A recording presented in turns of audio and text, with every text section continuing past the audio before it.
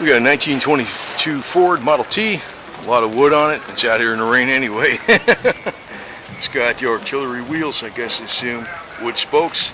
The suckers are strong though. Wood is not freaking weak, believe it or not. Air conditioning. Open up the front panel.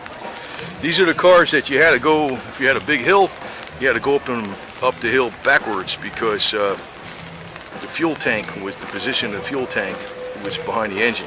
So if you're going up a hill straight, you would run out of gas. There's no fuel pump, it's gravity fed. There's your luggage rack right there.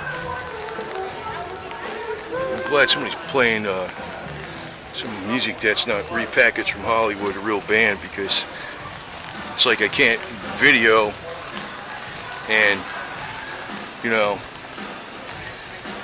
if they're playing some kind of repackaged Hollywood crap music or something, I don't care what that's about. Get out there and play in a band, damn it. Anyway, so actually the tires back then were white rubber for the most part. You know, if you might see that sometimes, because that's actually the natural color of rubber. It was actually from the rubber tree itself. So it's cool that people are bringing out vehicles in the rain like this that are, you know, wood and getting wet and all this other garbage, man. Got your Huga horn. But this was like a step up big time from, you know, the horse and buggy. Just a note too, you ever knew where the term station wagon came from? Actually, it was a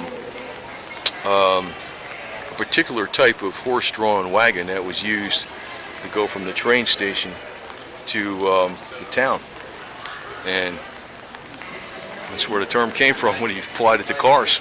They applied it to cars so you could haul more stuff in that type of car. They call it a station wagon. It's actually from the train station to the town. That was a, you know, horse-drawn buggy. That was called the station wagon. And you look at this car and you almost look at it, it's like a big station wagon. It's a big box. You can fit a lot of stuff in there, man. It's like you know, it's like U-Haul with wood, right? That's what it is.